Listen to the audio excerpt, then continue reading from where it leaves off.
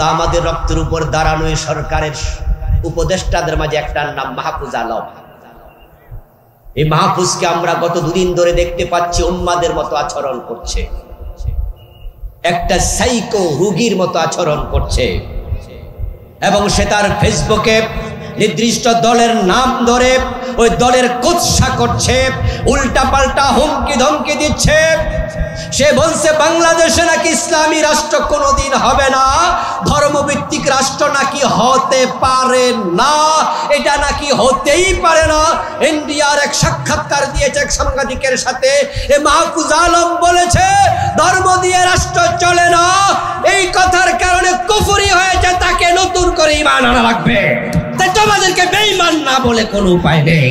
সরকারের উপদেষ্টার চেয়ারে বসে দলীয় রাজনৈতিক বক্তাদের মতো বক্তব্য দিয়ে মাহফুজ তার শপথ লঙ্ঘন করেছে। কিন্তু আমরা ইতিমধ্যে দেখতে পাচ্ছি আবার কিছু লোক মাথা চাড়া দিয়ে উঠছে, ফ্যাসিস্টদের স্লোগান তাদের মুখ থেকে নতুন করে শোনা যাচ্ছে। অথচ আল্লাহর জমিনে আল্লাহর আইন কায়েম করতে হবে, এই কথা শুনলে চেহারা কালো হয়ে যায়।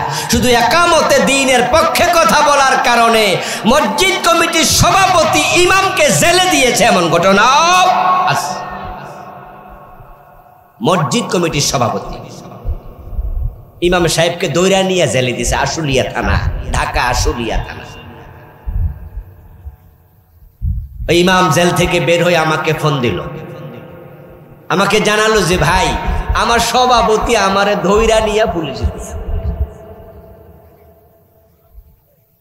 এখন সে দেশে নাই, ওই জালেম পালিয়ে গেছে, এলাকার চেয়ারম্যান ছিল, জুমায় হুজুর আলোচনা করেছে, ওই আলোচনা চেয়ারম্যানের পছন্দ হয়নি, গায়ে লাগছে। ওই ফেসিবাদী দলের সদস্য ছিল, নেতা ছিল, তাই হুজুরকে পরে বিকালবেলা ফোন দিয়ে বলছে আমার অফিসে আসেন, আপনাকে ওসি সাহেব যেতে বলছে। হুজুর মনে মনে কয় যেহেতু আমার সভাপতি উনি, তাহলে উনার কাছে গেলে তো আর সমস্যা নাই, ওসি সাহেবের সাথে উনার তো ভালো সম্পর্ক, উনি তো সরকারি দলের নেতা, তাহলে আমার অসুবিধা কি? আমি বালা মনে গেলাম, উনার গাড়িতে করে আমারে নিয়ে পরে ওসি সাহেবের কয় জান এবার জেলে দিয়ে দেন, কয়টা মামলা দিয়ে আমারে জেলে দিয়ে দিচ্ছে। আল্লাহর জমিনে আল্লাহর আইন কায়েম হবে, এই কথা শুনে যদি কোনো ব্যক্তির ভালো না লাগে, আল্লাহর কসম নামাজ রোজা কোনো কাজে আসবে না, কারণ সে বেঈমান, তার তো ঈমানই নাই। যার ঈমান নাই তার নামাজ রোজার দাম এক পয়সাও তো নেই। কিসের আমল? তো সব আমল হারিয়ে যাবে। প্রিয় ভাইরা, কাদিয়ানী নামে একটা গোষ্ঠী কি বাংলাদেশে নাই? যারা কাদিয়ানি তাদের কি মসজিদ নাই? জানেননি আপনারা? কাদিয়ানি কি নামাজ পড়ে না? বলুন তো, কাদিয়ানিরা কি মুমিন না কাফের? যে ব্যক্তি কাফের তার নামাজ রোজার কোনো লাভ আছে? আমার বন্ধু, জান্নাতে যাওয়ার জন্য আল্লাহ তাআলা কোরআন মাজিদের বিভিন্ন আয়াতে দুটি শর্ত দিয়েছেন। একাধিক আয়াতে আল্লাহ বলছেন, বারবার বলেছেন, ইন্নাল্লাযীনা আমানু ওয়া আমিলুস সালিহাতি লাহুম জান্নাতুন তাজরি মিন তাহতিহাল আনহার, ইন্নাল্লাযীনা আমানু ওয়া আমিলুস সালিহাতি কানাত লাহুম জান্নাতুল ফিরদাউসি নুজুলা। যারা ঈমান আনবে এবং নেক আমল করবে তাদের জন্য জান্নাত। তো যার ঈমান নাই তার জন্য জান্নাত আছে? জান্নাতে যাওয়ার জন্য শর্ত দুটা, একটা হলো ঈমান আর একটা নেক আমল। ঈমান হলো 1 নাম্বার, নেক আমল হলো 2 নাম্বার। ঈমান হলো 1, নেক আমল হলো ডান পাশের 0। যদি 1 না থাকে শূন্যের দাম। যারা অঙ্ক বোঝেন তারা একটু আমার সাথে জবাব দিয়েন, যদি আপনার 1 থাকে, 1-এর ডানে একটা 0 দিলে কত হবে? কথা বলেন না, কত? 2টা দিলে, 3টা দিলে, এইভাবে যদি 0 দিতে থাকেন মান বাড়বে না? কিন্তু একটা মুছে দিলে সব জিরো, সব শেষ। হাসরের ময়দানে কত নামাজি, কত রোজাওয়ালা, কত হাজি, কত গাজী আল্লাহর সামনে গিয়ে বলবে, প্রভু আমি তো নামাজি ছিলাম, রোজাওয়ালা ছিলাম, কিন্তু আমলনামা কেন শূন্য, কেন খালি? আল্লাহ বলবে, বান্দা সূরা কাহফের 103 এবং 4 নম্বর আয়াত আমি যে মানুষগুলোর কথা বলেছিলাম, তুই তো তাদের একজন। তুই নামাজ পড়েছিস ঠিক, 5 ওয়াক্ত নামাজ পড়ে মসজিদে গিয়ে আল্লাহকে সিজদা দেয়, আবার দরবারে পীরের পায়ে সিজদা দেয়, এমন নামাজিও 2-4 জন আছে না নাই? আপনাদের কাছে আমি জানতে চাইবো, যারা জবাব জানেন তারা একটু জবাব দিয়ে না, কি চুপ থাকেন না। পীরের পায়ে যে সিজদা দেয় সে মুমিন না মুশরিক? ঈমান আছে না গেছে? এখন এই লোক নামাজ পড়ে লাভটা কি? মাদার তেরেসার নাম শুনছেন? মাদার তেরেসা শান্তিতে নোবেল বিজয়ী একজন সমাজকর্মী। উনার বাড়ি ছিল ইউরোপে, উনি চলে এসেছেন ইন্ডিয়া, মারাও গেছেন ভারতেই। ও মহিলা ছিল খ্রিস্টান, তিনি বিয়ে করেননি জীবনে। ওনার কাজ ছিল অরফেনেজ তৈরি করা, এতিমখানা বানানো। ইন্ডিয়াতে তিনি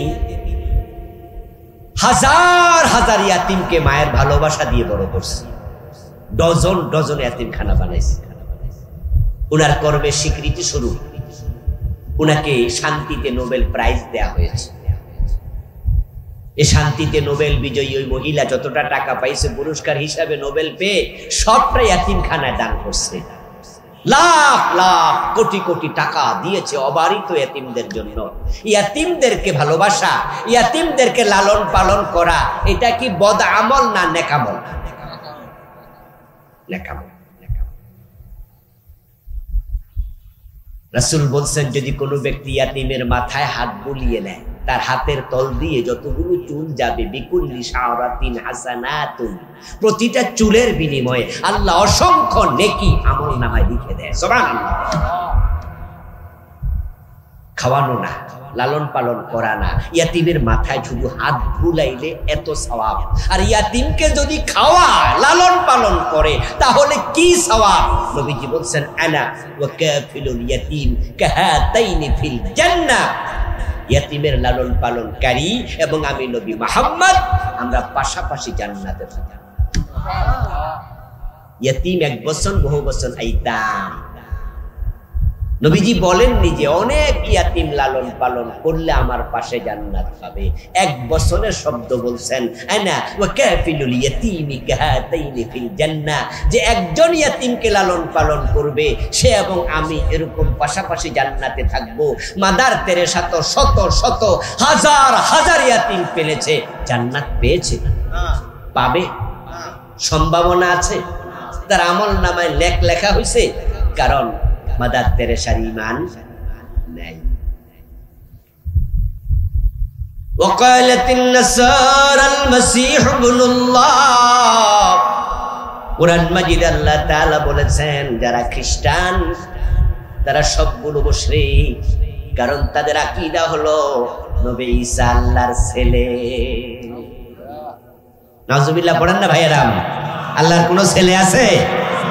লাম ইয়ালিদ, বলুন না আমার সাথে, লাম ইয়ালিদ ওয়া লাম ইউলাদ ওয়া লাম ইয়াকুল লাহু কুফুয়ান আহাদ। এটাই ঈমান। আজকের পৃথিবীতে খ্রিস্টানদের সংখ্যা 250 কোটির বেশি, মানুষ আছে প্রায় 800 কোটির কম বেশি। তার মাঝে 250 কোটি আরো বেশি খ্রিস্টান। এই 250 কোটি খ্রিস্টানের মাঝে ঈমানওয়ালা কয়জন আছে? জোরে বলেন না, জোরে বলেন না।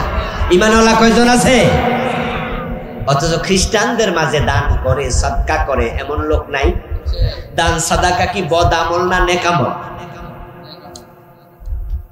আপনাদের বাজারে এলাকায় হিন্দু দোকানদার নাই? ওর দোকানে কি ভিক্ষুক গেলে 10-20 টাকা ভিক্ষা দেয় না? আমল নামায় সওয়াব কয়টা লেখা হয়? বুঝে নিয়ে আল্লাহকে বলবে, আল্লাহ আমি তো নামাজি ছিলাম, রোজাওয়ালা ছিলাম, হজ করেছি, যাকাত দিয়েছি, আমল কই, সওয়াব কই? আল্লাহ বলবে, বান্দা তুই তো ঈমানওয়ালা ছিলি না। 5টা অপরাধ করলে মানুষের আমল লেখা হয় না। 5 গ্রুপ মানুষ আল্লাহর সামনে হাজির হওয়ার পরে দেখবে আমলনামা খালি। তারা সেদিন আল্লাহর সামনে গিয়ে হতাশ হবে, ব্যর্থ হবে। ওই 5 গ্রুপ নিয়ে আমি সংক্ষেপে কথা বলবো।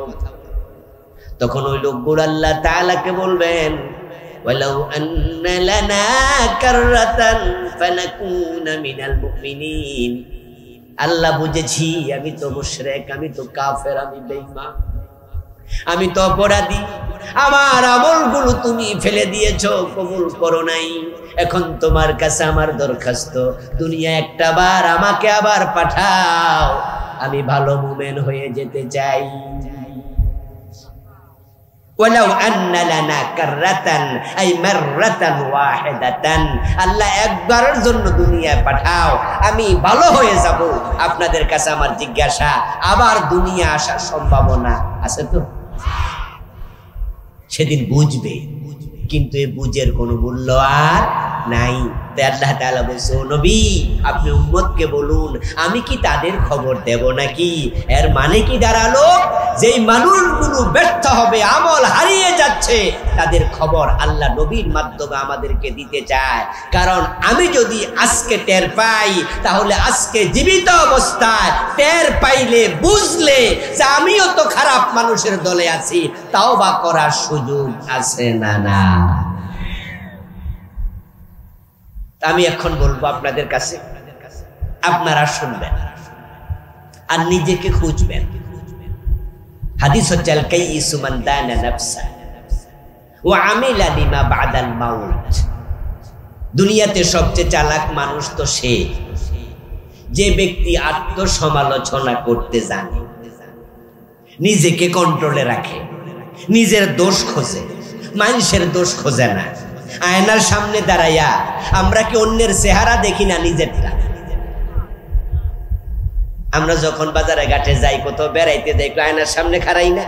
খাড়াই কারণে যে আমার কোনো জায়গায় ময়লা লেগে আছে কিনা, আমার দাঁতের কোনায় ময়লা আছে কিনা, চুলগুলো এলোমেলো কিনা, দাড়িগুলা পরিপাটি কিনা। কারণ যদি আমি এই ময়লা দাঁত লইয়া বাহিরে যাই, মানুষ দেখলে আমার খারাপ কথা বলবে। এই জন্য আমি নিজের প্রবলেমটা সলভ করার জন্য আয়নার সামনে দাঁড়াই।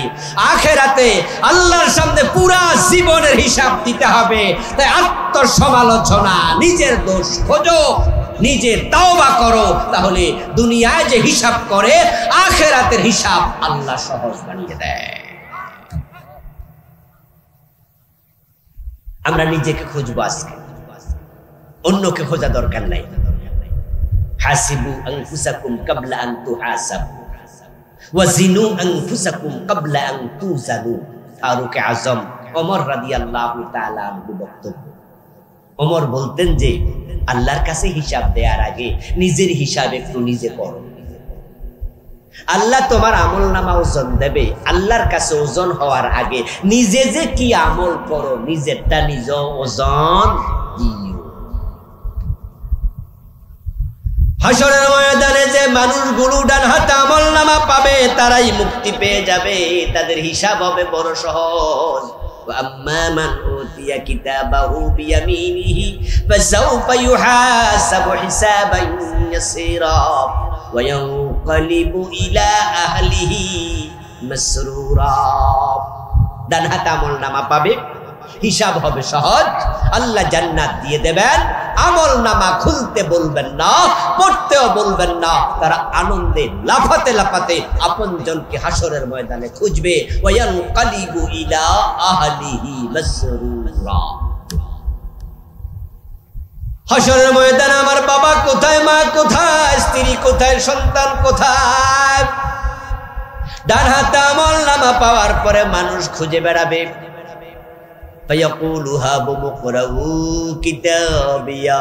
অন্য আয়াতে কারিমে আল্লাহ বলেন, সামনে আপনজন পাওয়ার পরে নিজের আমল নামাটা খুলে দিয়ে বলবে, দেখো আমার আমল নামা কত সুন্দর হয়েছে। আল্লাহ আমার ডান হাতে আমল নামা দিয়েছেন, আমাকে জান্নাতে যাওয়ার জন্য অলরেডি ঘোষণা করে দিয়েছেন। তখন আপনজনেরা প্রশ্ন করবে, এত সুন্দর আমল নামা তোমার কেন হলো, কারণটা কি? তখন সে জবাব কি দেবে সেটাও কোরআনে আল্লাহ বলে দিয়েছেন। সে জবাব দিয়ে বলবে ইন্নী যানানতু আন্নী মুলাকিন হিসাবিয়া। সে জবাবে বলবে আমি দুনিয়া এটা বিশ্বাস করে চলতাম যে প্রতিটা কাজের জন্য আল্লাহর কাছে আমাকে জবাব দিতে হবে, হিসাব দিতে হবে, তাই আমি হিসাব করে চলছি।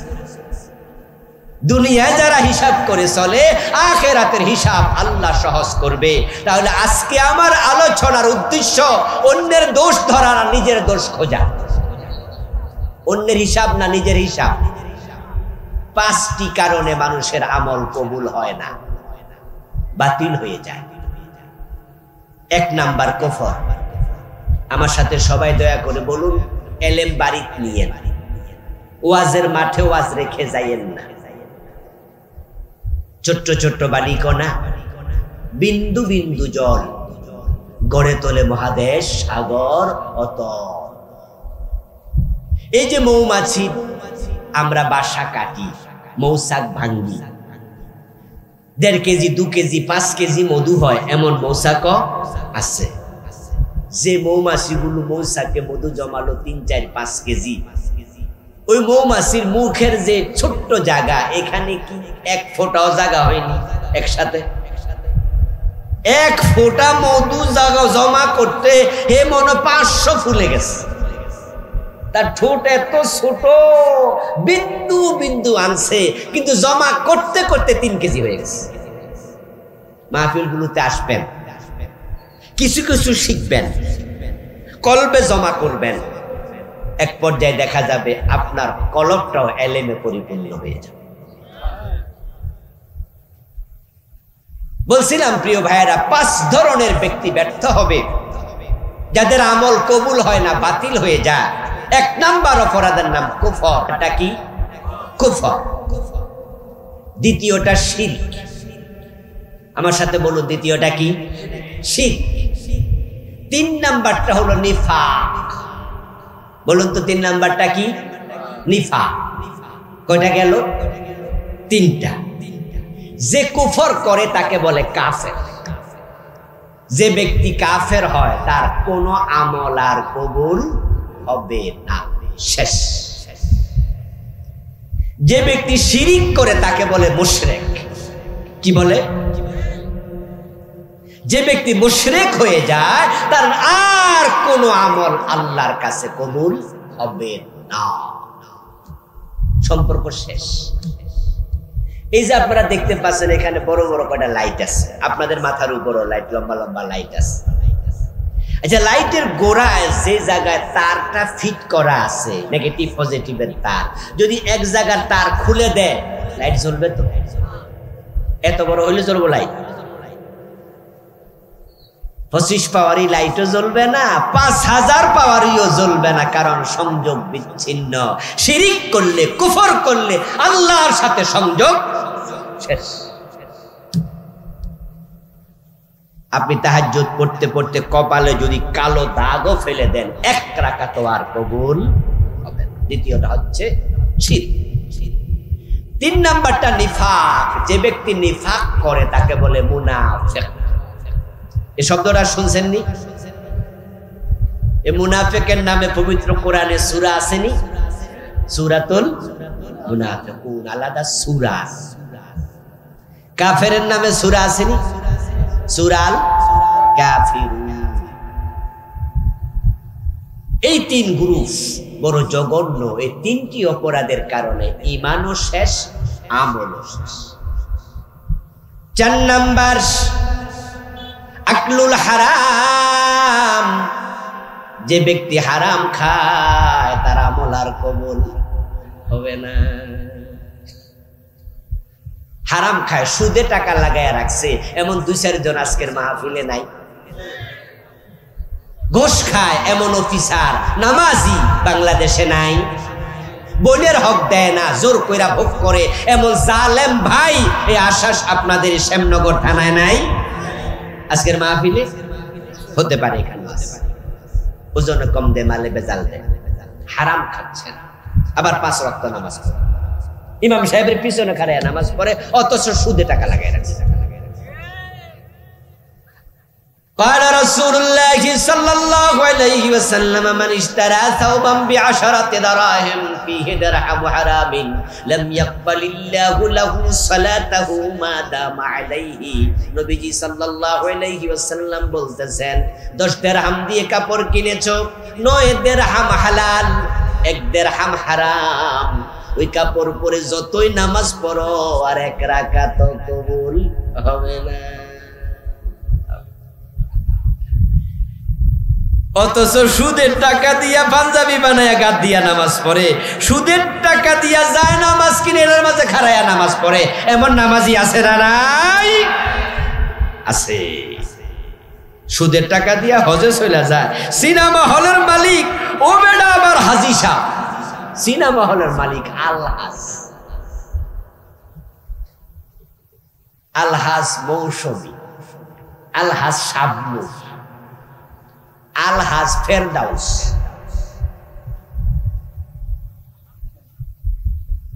ইন্ডিয়ার সিনেমার নায়ক শাহরুখ খান সে হজ করতে এসেছে,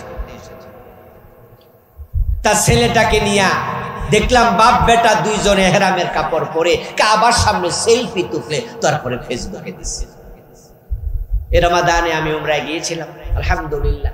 ওখানে গিয়ে এবারে এই কয়দিন আগে সেখানে গিয়ে আমাদের এক ভাই বলতেছে যে এই সরকার পতনের কিছুদিন আগে নায়ক ফেরদাউস মন্ত্রী মুজাম্মেল সহ উমরা করে গেছে, আমি তাদের সার্ভিস দিছি। নায়ক ফেরদাউস উমরা করতে গেছে, উমরা থেকে এসে সিনেমা বন্ধ করছে না চালাই গেছে? দুইটা একসাথে চলে, সুদও চলে, নামাজও চলে, গোশও চলে, রোজাও চলে, সিনেমাও চলে, আবার হজও চলে। একসাথে দুটা চলতে পারে না। হারাম খেয়ে তুমি কিসের নামাজ পড়ো, কিসের হজ করো? যাকারার রাজুল ইউতিলুস সাফারা আশআসা ওয়া গবরা ওয়া ইয়ামুদ্দু ইয়াদাইহি ইলাস সামাই ফায়াকুলু ইয়া রাব ওয়া মাতআমুহু হারামুন ওয়া মাশরাবুহু হারামুন ওয়া মালবাসুহু হারামুন ওয়া গুযিয়া বিল হারাম ফান্না ইস্তাজাবু লিযালিকা। প্রিয় নবীজি বলছেন, হজে গিয়েছে লম্বা সফর করে, উস্কো খুস্কো চুল, দুলি দূষরিত দেহ, কাবার সামনে খাড়াইছে, মনে মনে ভাবে এমন জায়গায় দাঁড়ায়া দোয়া করি যেখানে কত নবীর পায়ের ধুলাবালি লেগে আছে, এখানের দোয়া আল্লাহ ফিরায় না। কাবার দেয়ালের সাথে বুক লাগাইয়া মুলতাজামে বুক ঠেকাইয়া দোয়া করে আর ভাবে কত সাহাবীর বুক এ দেয়ালে লেগেছে, তার কোনো হিসাব নাই। আমার আল্লাহ আমার দোয়া ফিরাবে না। তাই আকাশে হাত তুলে বলে, আল্লাহ এটা দাও, সেটা দাও, সেটা দাও। অথচ রাসূল বলেন তার পেটে হারাম, তার কাপড়ে হারাম, তার রক্তে হারাম।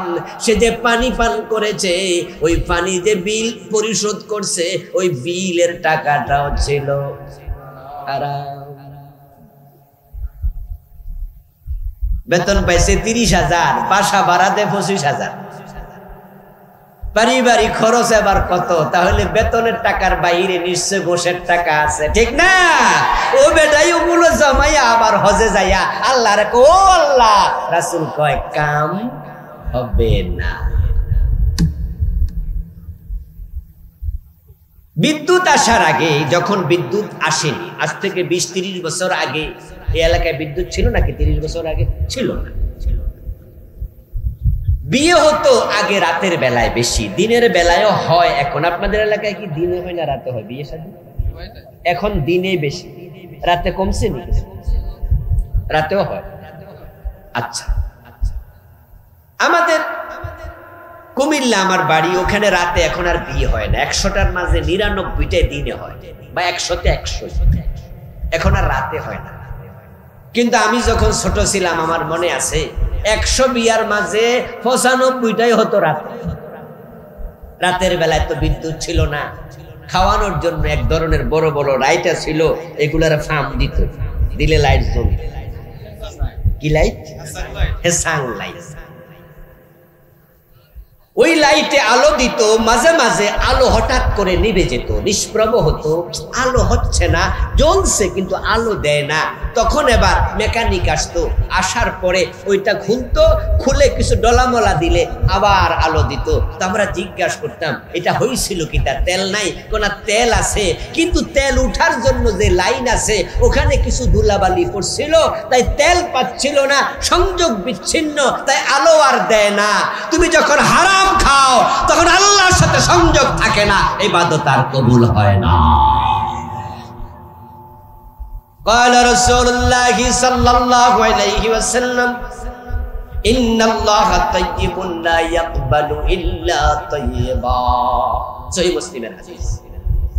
নবীজি বলছেন যে আল্লাহ নিজে পবিত্র, তিনি অপবিত্র কিছু কবুল করেন না। হারাম খাইলে 4 নাম্বার আকলুল হারাম, ইবাদত কবুল হওয়া বন্ধ।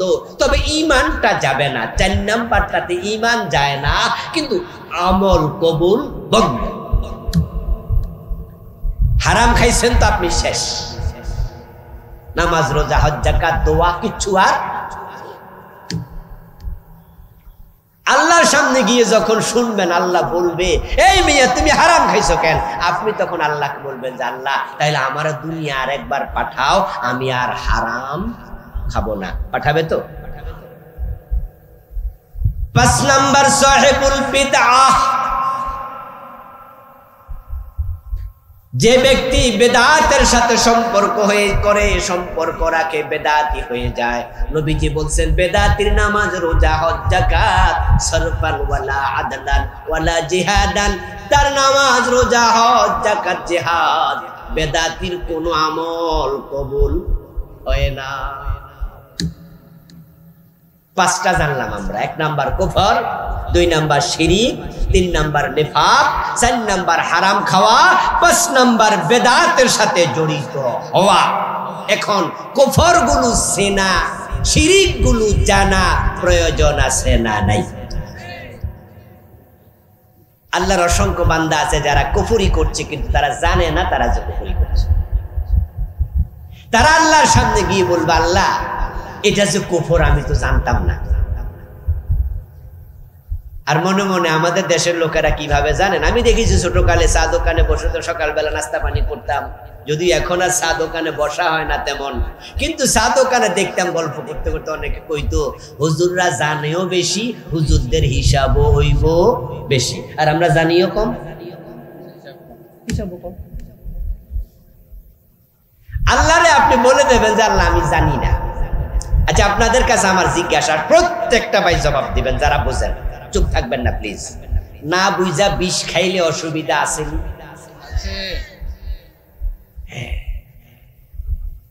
এটা যে বিষ আপনি জানেন না কিন্তু খাইয়ালা, কোনো অসুবিধা নাই, ঠিক না?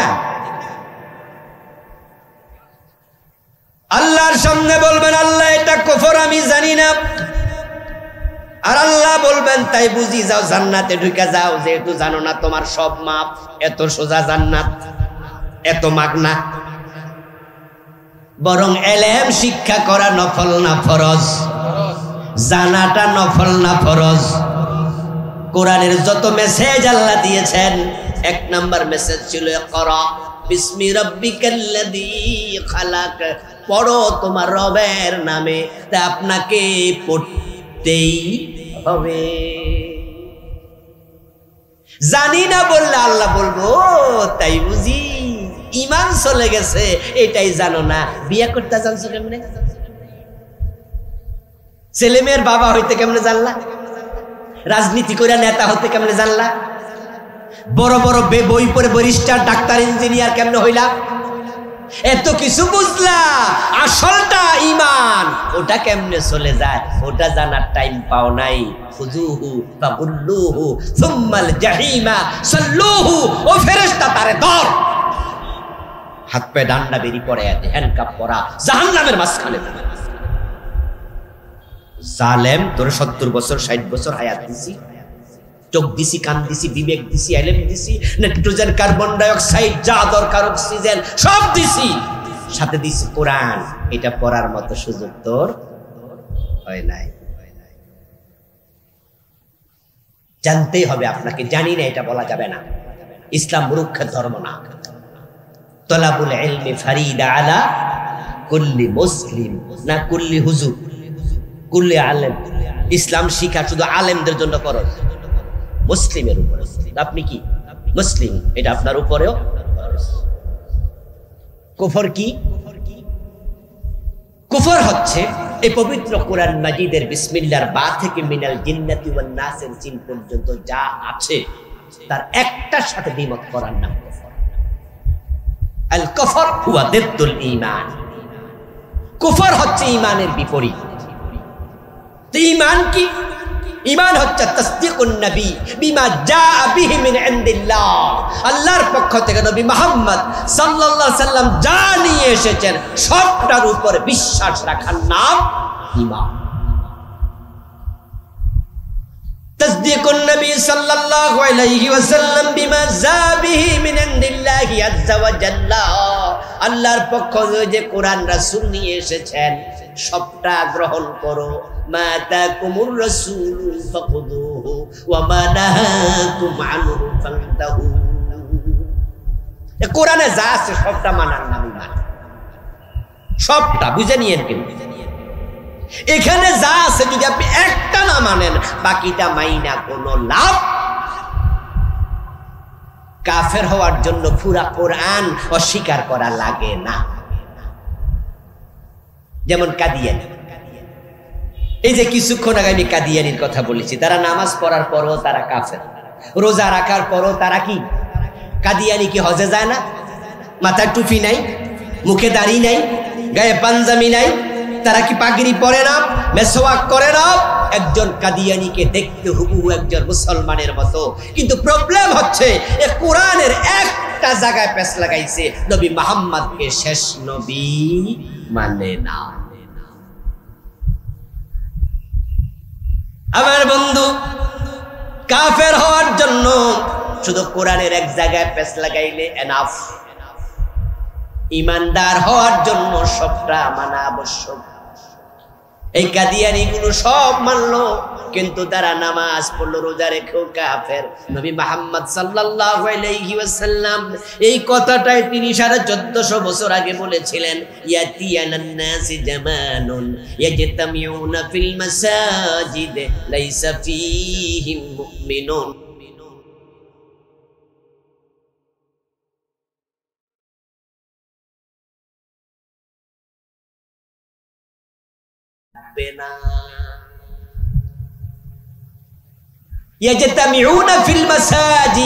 মসজিদগুলোতে নামাজ পড়বে, লাইসা ফিহা। উঠছো কেন তোমরা? এই পোলাপান উঠলো কি একসাথে ওঠে? বুঝে না? না বুঝলে তো বড় বিয়া করে ঘর জামাই থাকা লাগে। ওঠার নিয়ম হলো যদি কেউ ওঠেও তাহলে কয় কানে কানে যে তুই উঠতে যা, 2 মিনিট পরে আমি আইতেছি, ঠিক না? তাহলে আর পরিবেশ নষ্ট হয় না। প্রিয় ভাইয়ের আলোচনা কি বুঝতেছেন আপনারা? কথা বুঝেন। এমন জামানা আসবে মানুষেরা জামাতের সাথে নামাজ পড়বে, কিন্তু একটারও ঈমান থাকবে না। ঈমান যে নাই সেটা বুঝবেই না। সে অবস্থাটা বেশি হবে কিয়ামতের আগে। নবীজি বলছেন, তাকুনু বাইনা সাআতি ফিতান কাকিতাইল লাইলিল মুসলিম। কিয়ামতের আগে এত ফিতনা আসবে, সূর্য ডুবে গেলে চারদিক থেকে যেমন অন্ধকার ধেয়ে আসে, কিয়ামতের আগে পৃথিবীর চারদিক থেকে কুফরির ফিতনা, শিরকের ফিতনা, নিফাকের ফিতনা এমন বেশি বের হবে, ইসবিহুর রাজুলু মুমিনান ফায়ুমসি কাফিরা। ওই ফিতনার জামানায় মানুষগুলো সকাল বেলায় মুমিন থাকবে, সন্ধ্যা বেলায় কাফের হয়ে যাবে। নবীজি বলেছেন যে এমন একটি জামানা আসবে যে জামানার মানুষগুলো জামাতে নামাজ পড়বে সবগুলো কাফের, মসজিদে থাকবে সব কাফের। রাসূলের এই হাদিসটা তিনি 1450 বছর আগে বলছেন, কিন্তু বাংলাদেশে এটা এখন বাস্তব। কাদিয়ানীদের মসজিদে গেলে আপনি দেখতে পাবেন ইমাম ও কাদিয়ানি, মুয়াজ্জিনও কাদিয়ানি, মুসল্লিও কাদিয়ানি। জামাতে নামাজ পড়লো 30 জন 40 জন। বলুন তো তাদের মাঝে মুমিন কয়জন? লাইসা ফীহিল মুমিন, একজন। তাদের অপরাধ কয়টা? উত্তর হলো একটা, তারা নবী মুহাম্মদকে শেষ নবী মানে নাই। বাকিটা মেনে লাভ কি? ইবলিস শয়তানের ব্যাপারে সকলের কনসেপ্ট আছে, তাকে আমরা শত্রু মনে করি, দুশমন মনে করে আল্লাহর কাছে তার থেকে আশ্রয় চাই, আউযু বিল্লাহি মিনাশ শাইতানির রাজিম বলে দোয়া করি। আপনাদের কাছে আমার জিজ্ঞাসা, ইবলিস শয়তান কি মুমিন না কাফের? ইবলিস কি মুমিন না কাফের? সে আল্লাহর কয়টা কথা শুনে নাই? মাশাআল্লাহ, জোরে বলেন কয়টা? কাফের হওয়ার জন্য কি বেশি অপরাধ লাগে? এই এক কান করছিল এতে। ইবলিসকে আল্লাহ বলেছিল আদমরে সেজদা করো, সে করে। আল্লাহ প্রশ্ন করেছিল, মা মানাআকা আল্লা তাসজুদা ইয আমারতুকা, ও ইবলিস সে সেজদা করতে বলেছিলাম কেন করলি না? সে যদি বলতো সরি, তাহলে ঈমানটা যেত না। সরি বলছিল, সরি বলছিল। দেখেন, সে অহংকার করে বলেছিল, খালাকতানি মিন নার ওয়া খালাকতাহু মিন তিন আনা খায়রুম মিনহু, আমি আদমকে কেন সিজদা করব? আমি তো আদমের চেয়ে সেরা। তাকে বানিয়েছো মাটি থেকে, আমাকে বানিয়েছো আগুন থেকে। সে আল্লাহকে বুঝাচ্ছে কি দিয়া বানাইছে, অথচ তারে বানাইছে কে? সে মায়ের কাছে গল্প করে কার বাড়ি? নানার বাড়ি।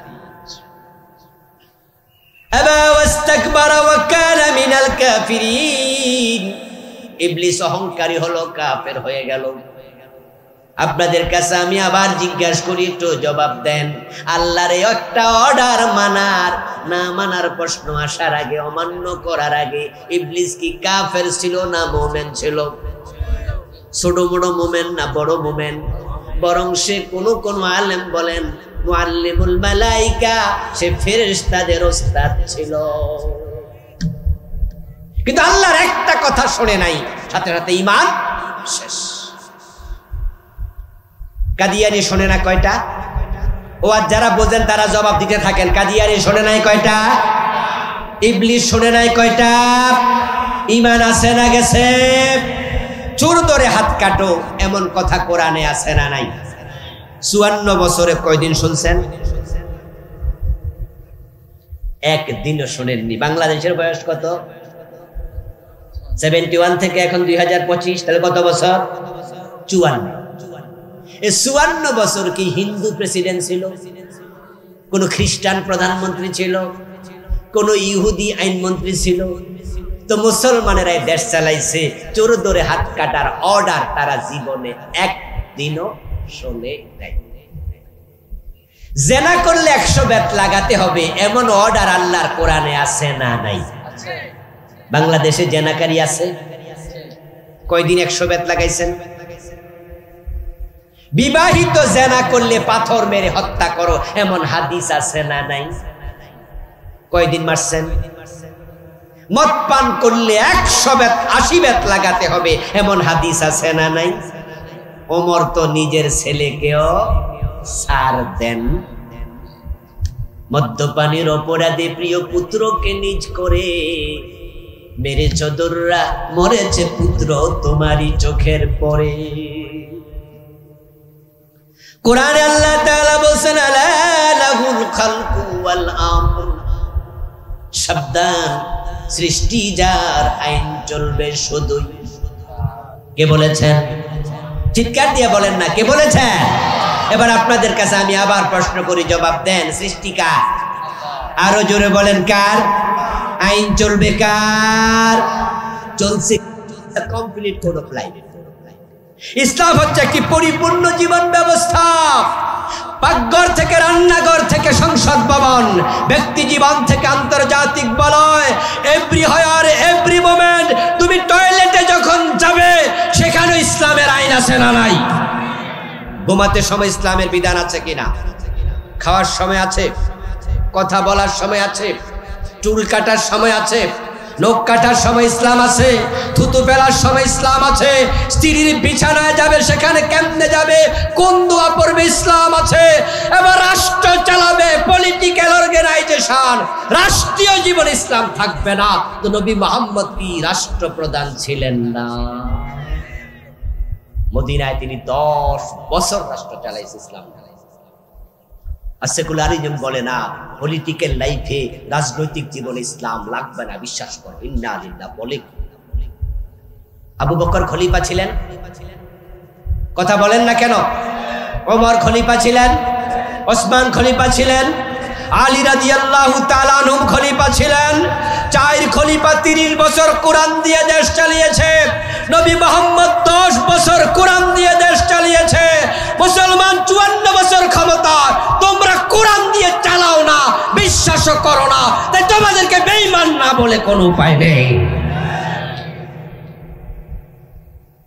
এটা কুফরি মতবাদ, সমাজের রন্ধ্রে রন্ধ্রে প্রবিষ্ট হয়েছে। সুতরাং মুমিনদের দলে আসতে হলে ধর্মনিরপেক্ষতার সাথে কোন রকমের কম্প্রোমাইজ করা যাবে না। কোরআন দিয়ে দেশ চলবে, এটাই হচ্ছে আল্লাহর অর্ডার। কিন্তু গত 15 বছর দেখেছি আমরা এই পেশিবাদী সরকার, তারা কোরআনের বিরুদ্ধে অবস্থান নিয়েছিল, কোরআনের আইনের বিরুদ্ধে অবস্থান নিয়েছিল। আলহামদুলিল্লাহ, জুলাই বিপ্লবের মাধ্যমে ওই ফ্যাসিস্টদেরকে দেশ থেকে আমরা দেশ ছেড়ে চলে যেতে আমরা বাধ্য করেছি, তারা পালিয়ে গেছে। আমরা স্বপ্ন দেখেছিলাম হয়তো আগামীর বাংলাদেশ কোরআনের বাংলাদেশ হবে। যেই সরকার আজকের ক্ষমতায়, প্রফেসর ইউনূসের সরকার, এই সরকারে দেশের ইসলামপন্থী জনতা রক্তের উপর দাঁড়িয়ে গঠিত হয়েছে। ফ্যাসিস্টদেরকে তাড়ানোর পিছনে 36 জুলাই পর্যন্ত 36 দিনে যে 2000 শহীদ হয়েছে, তার মাঝে 80%-এর বেশি ইসলামপন্থী লোক শাহাদাত বরণ করেছে। আপনাদের সাতক্ষীরা তো জুলাই আন্দোলনে শাহাদাতের নজরানা দিয়েছে কয়েকজন।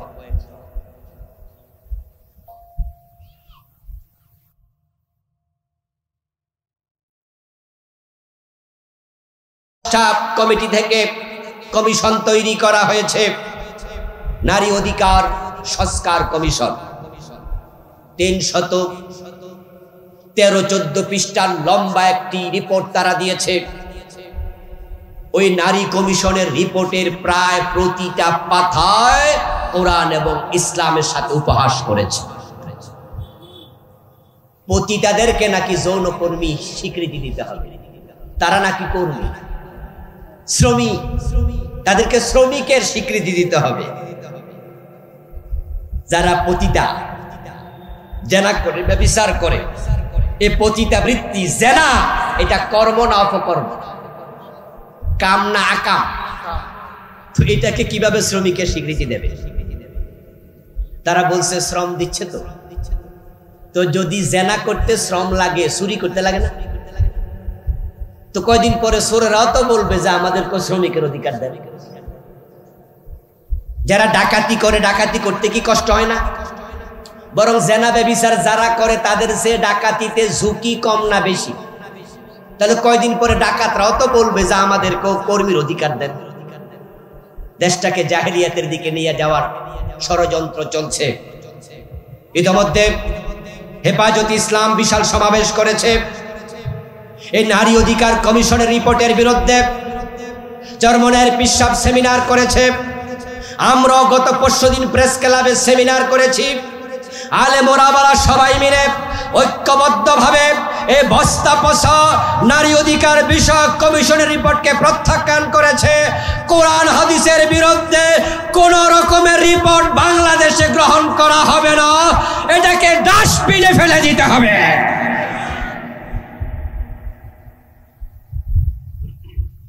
কুফরি যদি থাকে আমল নামায়, নামাজ রোজা করে কোনো লাভ নাই। অঙ্কের মতো আর কি, 10 লাইনের অঙ্ক, 9 লাইন ঠিক লিখছেন, 1 লাইন ভুল লিখছেন, কত পাবেন? যে 10 লাইনে 10 ভুল সে যেমন 0, যে 10 লাইনে 1 ভুল সেও কি, যে মোটেও লেখে নাই সে কত পাবে? সেও 0। এ কোরআনের আইনগুলো ঠিক তাই, অর্ধেক মানেন অর্ধেক মানেন না। 30 পারার মাঝে 29 পারা মানেন, 1 পারা মানেন না। 114 সূরা 113 সূরা মানেন, 1 পারা 1 সূরা মানেন না। এই কোরআন থেকে 1 অক্ষর মানেন না, বাকিটা মাইনা কোনো লাভ নাই। 56টি কুফরি লিখেছি, একটা কুফর বললাম, বাকি 53টা আপনার 55টা এই বইতে আছে। আসুন দ্বিতীয়টা, আমার ড্রাইভার সাহেব থেকে বই নিতে পারবেন, কিছু বই গাড়িতে আমি এনেছি। কুফর গেল। দ্বিতীয়টা শিরিক। বাংলাদেশে শিরিক আছেন? আস্তাগফিরুল্লাহল আযীম। শিরিক নিয়ে আমি আরেকটি বই লিখছি, এই বইতে আমি 29টা লিখছি, ছোট বই। ওমান ইউশরিক বিল্লাহি ফাকাদ হারামাল্লাহু আলাইহিল জান্নাহ। কোরআনে আল্লাহ বলছেন যে আল্লাহর সাথে শিরক করে তার জন্য জান্নাত আল্লাহ হারাম বানাইয়া দেন, চিরতরে হারাম। অথচ আমাদের নেতারা, এই তো নির্বাচন যখন ঘোষণা হবে তখন মাইক হাতে নিয়ে আপনাদের সামনে ভোটের জন্য দাঁড়াইয়া মাইক হাতে নিয়ে বলবে, ভাইয়েরা জনগণ আমাদের সাথে থাকেন, জনগণ সকল ক্ষমতার উৎস। এই জাতীয় একটা স্লোগান বাংলাদেশে আছে না নাই? এটা শিরিক।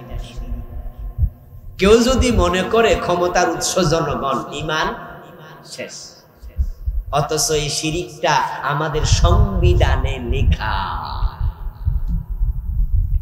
72-তে যখন সংবিধান লেখে ডক্টর কামাল হোসেন তার সদস্যবৃন্দকে নিয়ে, তখন সে ল অফ সভরেন্টি, সার্বভৌমত্ব আইন লিখতে গিয়া লিখেছে এই রাষ্ট্রের মালিক জনগণ, ক্ষমতার মালিক ও জনগণ। অথচ কোরআনে আল্লাহ বাড়বে, ক্ষমতা তো গেল গা।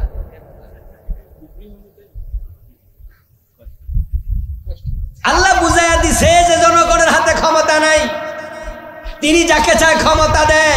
এই কথা যে কত সত্য, প্রফেসর ইউনূসের দিকে তাকাও, এই বেটা কল্পনাও কোনোদিন করে নাই যে বড় চেয়ারে বসবে।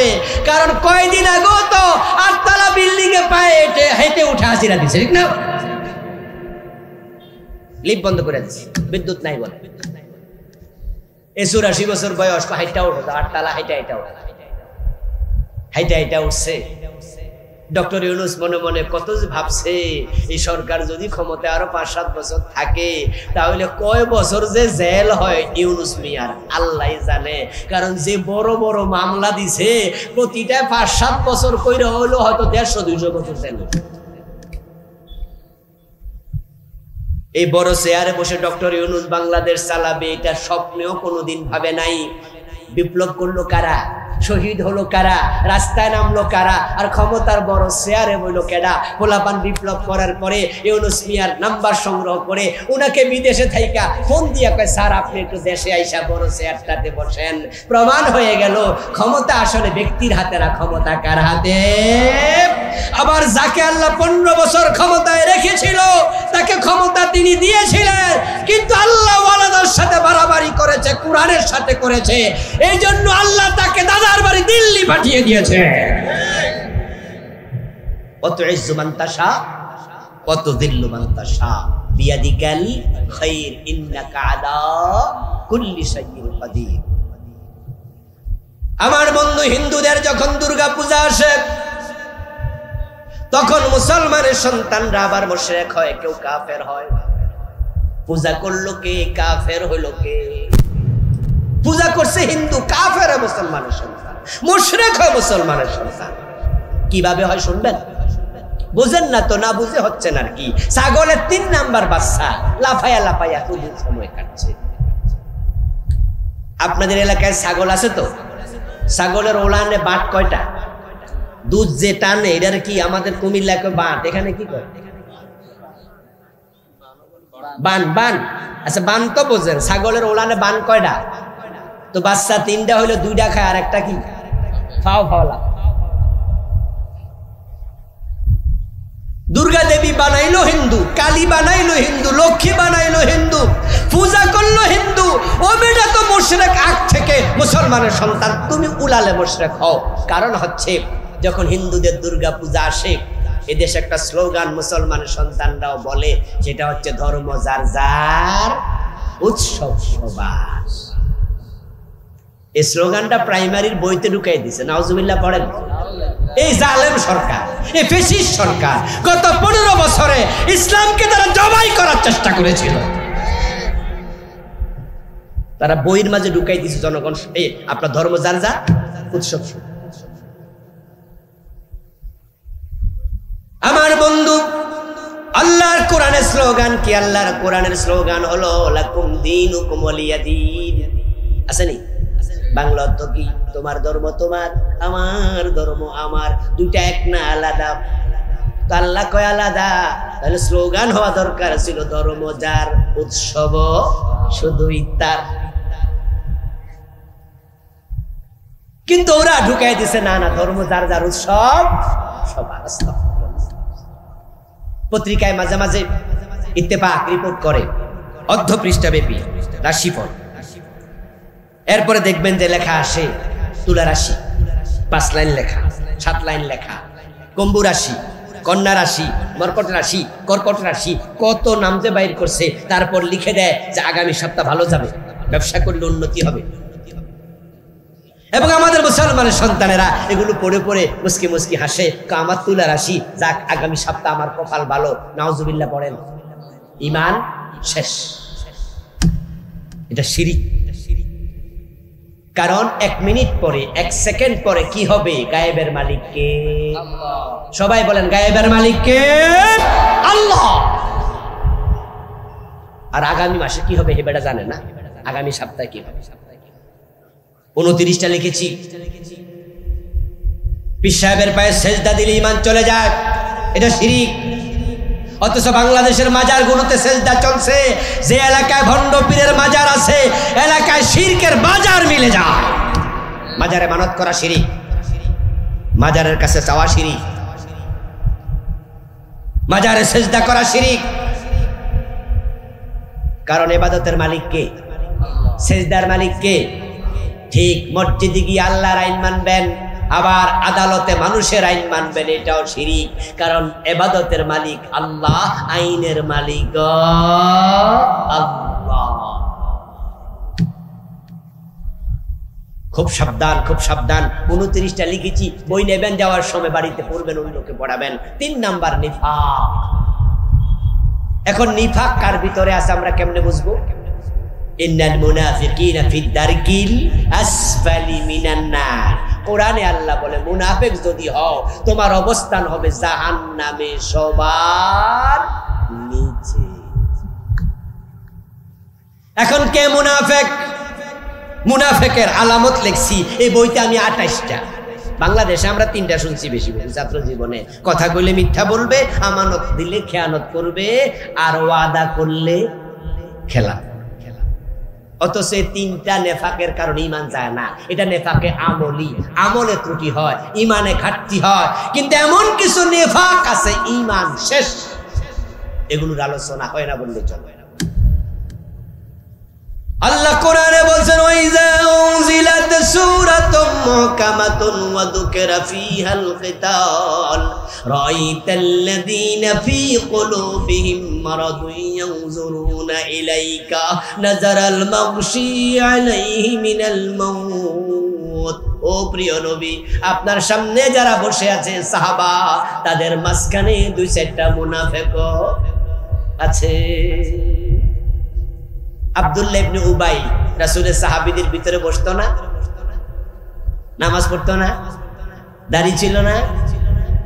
গাজওয়ায়ে বনি মুস্তালিক নামক যুদ্ধের মাঠে রাসূলের সাথে জিহাদে হতে বেড়া গেছে। ও নবী, আপনার সামনে যারা বসা, তাদের মাঝে মুনাফিক আছে, কেমনে চিনবেন? ইযা উনজিলাত সূরাতুম মুহকামা ওয়া যুকিরা ফীহাল কিতাল রাআইতাল্লাযীনা ফী কুলুবিহিম মারাদ ইয়ানজুরুনা ইলাইকা নাযারাল মাগশী আলাইহি মিনাল মাউত। ও প্রিয় নবী, যখন জিহাদের আয়াত নাযিল হয়, জিহাদের কথা শুনলে যাদের চেহারা কালো হয়ে যায়, আপনি বুঝে নেবেন এগুলোর ঈমান নাই, এগুলো মুনাফিক।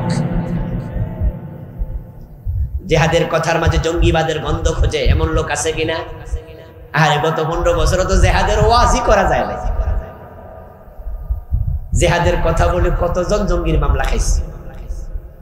আপনাদের কাছে আমার প্রশ্ন, জিহাদ এবং জঙ্গিবাদ কি এক জিনিস? জঙ্গিবাদ হারাম, জিহাদ করা ফরজ। জিহাদ একটি ইবাদতের নাম। নবীজি নিজে 27টি যুদ্ধে সেনাপতি ছিলেন। রাসূল সাল্লাল্লাহু আলাইহি সাল্লামের একজন সাহাবীর নাম আপনি বলতে পারবেন না যিনি যুদ্ধের মাঠে যান নাই। একজনের নামও পাবেন না আপনি, যত পুরুষ সাহাবী আছেন। ইভেন মহিলা সাহাবারা, রাসূলের মেয়ে ফাতেমা যুদ্ধের মাঠে গিয়েছেন, মা আয়েশা গিয়েছেন যুদ্ধের মাঠে, জঙ্গে জামালে তিনি সশরীরে হাজির হয়েছেন। অন্যান্য যুদ্ধে, ইবের খায়বারের যুদ্ধে রাসূলের ফুফি সাফিয়া বিনত আব্দুল মুত্তালিব রাদিয়াল্লাহু তাআলা আনহা সশরীরে খায়বারের যুদ্ধে গেছে, একজন ইহুদিকে নিজ হাতে হত্যা করেছে যুদ্ধের মাঠে। একজন সাহাবী ছিলেন অন্ধ, নাম ছিল আব্দুল্লাহ ইবনে উম্মে মাকতুম রাদিয়াল্লাহু তাআলা আনহু। উনার জীবনী পড়ুন, পাবেন আব্দুল্লাহ ইবনে উম্মে মাকতুম যুদ্ধের মাঠে শহীদ হয়েছেন গাজওয়ায়ে কাদিসিয়াতে হযরত ওমরের যুগে।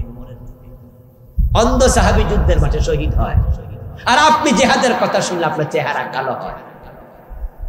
এই দেশে কত আলেম ওলামা পর্যন্ত আছে জীবনে একদিনও জিহাদের ওয়াজ করে নাই, কত পীর আছে জীবনে জিহাদের ওয়াজ করে নাই। বরং আমরা যারা জিহাদের ওয়াজ করি তারা বলে, মন্তব্য করে, উনি মনে কোনো দল করে, ঠিক না? তুমি মুনাফিক, তুমি মুনাফিক, তুমি মুনাফিক। ঈসা নবী আসছে, বেশি দিন বাকি নাই, সময় বলে দিচ্ছে বেশি দিন বাকি নেই। আকাশ থেকে আল্লাহ তাকে দুনিয়ায় পাঠাবেন, ইমাম মাহদী আলাইহিস সালামকে সাথে নিয়ে। নবী ঈসা আলাইহিস সালাম তখন দাজ্জালকে হত্যা করার জন্য মুজাহিদ বাহিনীকে নিয়ে তাকে খুঁজবেন, বাবেল লুদ নামক জায়গায় বর্ষা দিয়ে তাকে হত্যা করবে। হযরত ঈসা আকাশ থেকে একা নেমে আসবেন, তার সাথে অসংখ্য মুজাহিদ যুদ্ধে যোগ দেবে। তোমাদের যাদের অন্তরে জিহাদের চিন্তা নাই, ঈসা নবীর সঙ্গী হতে পারবা না। قال رسول الله صلى الله عليه وسلم من لم يغزو ولم يحدث به نفسه فمات على شعبة من النفاق। নবীজি সাল্লাল্লাহু আলাইহি ওয়াসাল্লাম বলেন, যে ব্যক্তি জিহাদ করে নাই, অন্তরে জিহাদের চিন্তা লালন করে নাই, তার মৃত্যু হবে মুনাফিকের একটি শাখার উপরে। মুনাফিক হয়ে মরবা তুমি জিহাদের বিরুদ্ধে যদি যাও, অন্তরে জিহাদের তামান্না না থাকে। বাংলা ভাইয়ের মতো মানুষ মেরে গাছে ঝুলানোর নাম জিহাদ না। শায়েখ আব্দুর রহমানের মতো 500 জায়গায় একসাথে বোমা মারার নাম জিহাদ না। সিনেমা হলে বোমা মেরে নিরীহ মানুষ হত্যা করার নাম জিহাদ না। আদালতে বোমা মেরে বিচারক মারার নাম জিহাদ না। আমরা সাধারণ মানুষকে হত্যা করার নাম জিহাদ বলি না, এটা জঙ্গিবাদ, এটা সন্ত্রাসবাদ। ইসলাম নিরীহ মানুষকে হত্যা করতে বলেনি। জিহাদ হলো অন্যায় যেখানে প্রতিরোধের সেখানে মুখ দিয়ে শুরু হবে, প্রয়োজনে তলোয়ার হাতে নেওয়া লাগবে।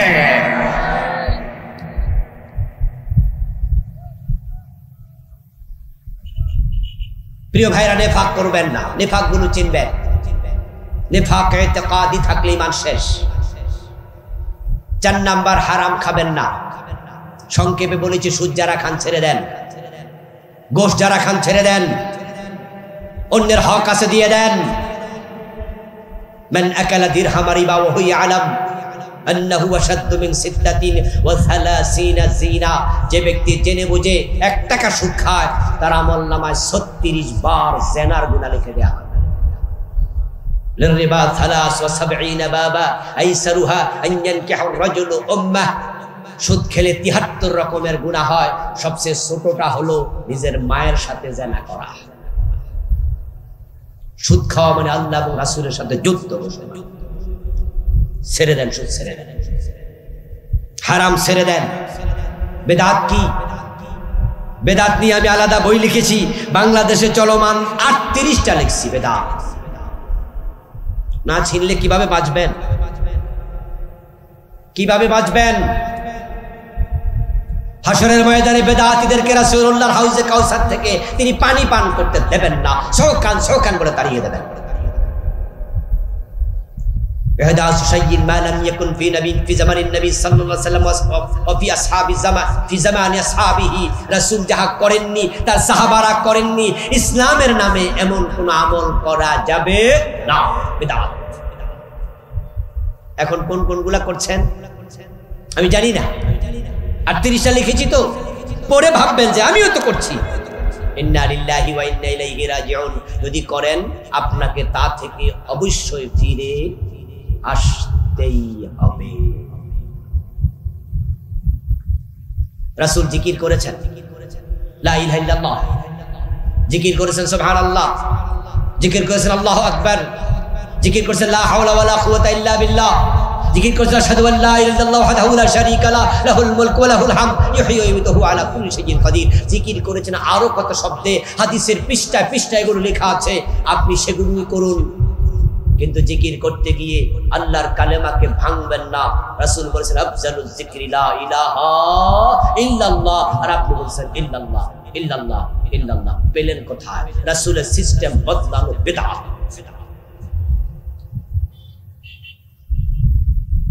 নবীজি সাল্লাল্লাহু আলাইহি সাল্লাম ঈদ করেছেন দুই ঈদের নামাজ পড়েছেন, দুটি খুতবা দিয়েছেন, কিভাবে করতে হবে শিখিয়েছেন, ঈদুল ফিতর, ঈদুল আযহা।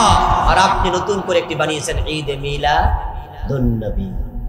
শুধু বানাননি, আপনি স্লোগান পর্যন্ত দিচ্ছেন, সকল ঈদের সেরা ঈদ ঈদে মিলাদ। কোথায় পেলেন আপনি এসব?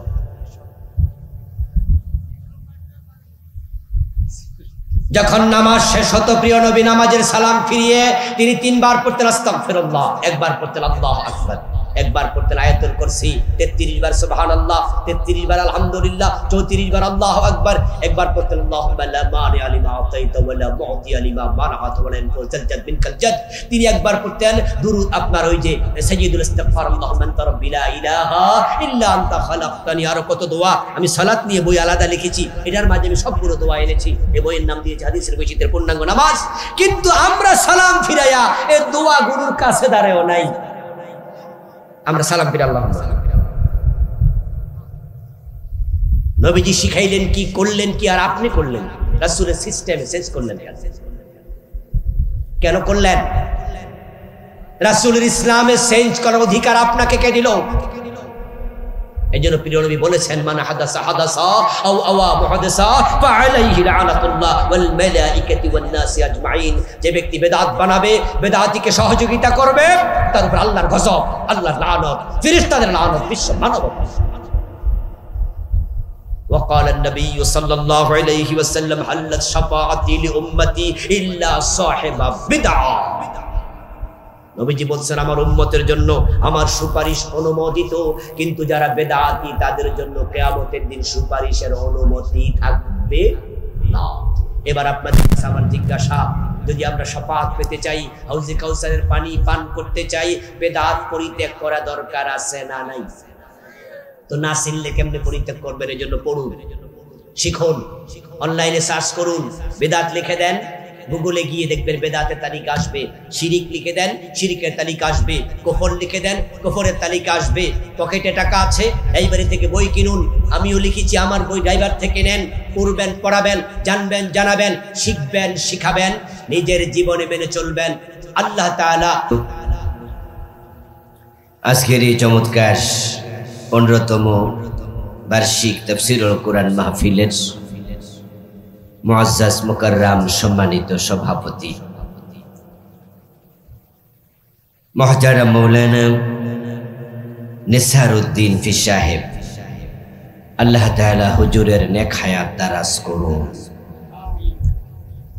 আজকের মাহফিলের সম্মানিত প্রধান আলোচক, যিনি আমার আগে অত্যন্ত চমৎকারভাবে গুরুত্বপূর্ণ আলোচনা উপস্থাপন করেছেন ইকামতে দ্বীন প্রসঙ্গে, আপনাদের এই এলাকার কৃতি সন্তান, বিশ্বনন্দিত আলেম, বিশিষ্ট লেখক ও গবেষক, প্রখ্যাত আলেমে দ্বীন মুহতারাম মাওলানা ডক্টর মোহাম্মদ খলিলুর রহমান মাদানী হাফেজাহুল্লাহ।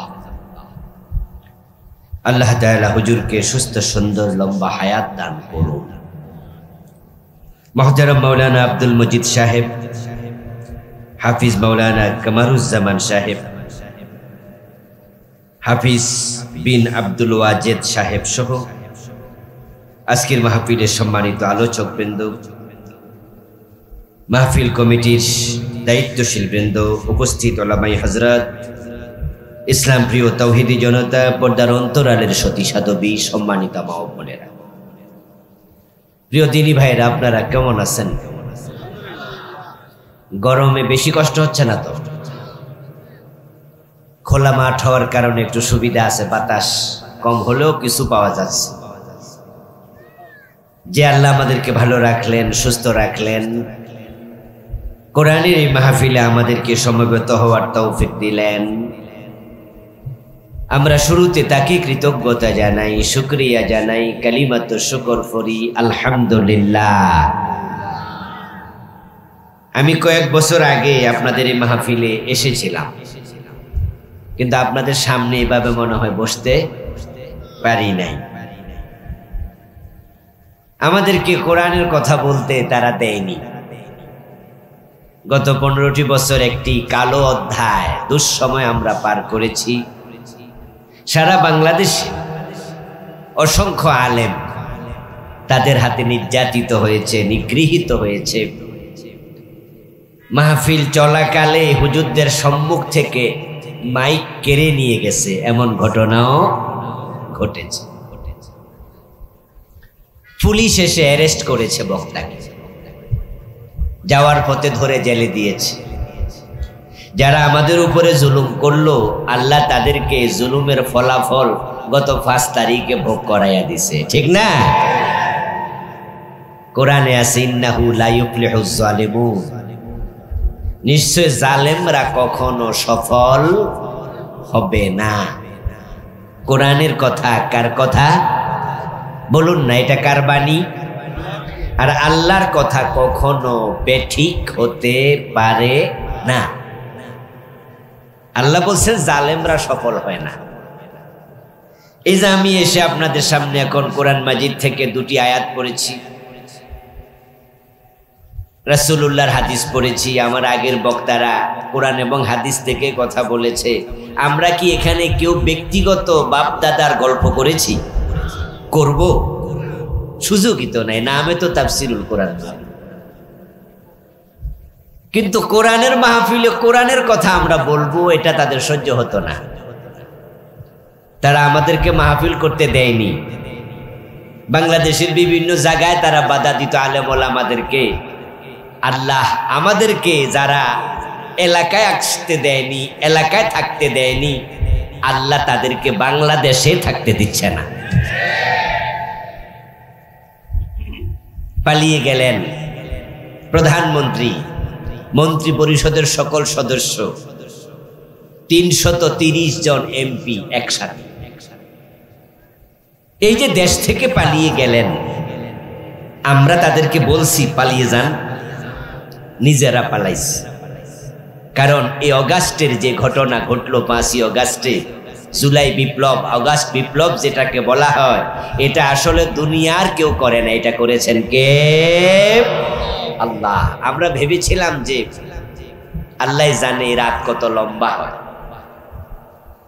তারাও বলেছিল যে ভিশন 2041, 2041, মানে এর আগে তারাও ভাবছে সারা লাগবে না। তাদের দ্বিতীয় বৃহত্তম নেতা তিনি তো তামাশা করে বলেছেন, কিসের আন্দোলন, তোমরা পারবা না, এই বছর না ওই বছর মানুষ বাঁচে কয় বছর। উনার এই বক্তব্য আপনাদের মনে আছে? বুঝাইলেন যে কিছু করতে পারবা না, কোন আন্দোলন চলবে না এই দেশে। 41, কিন্তু আল্লাহর সিদ্ধান্ত না।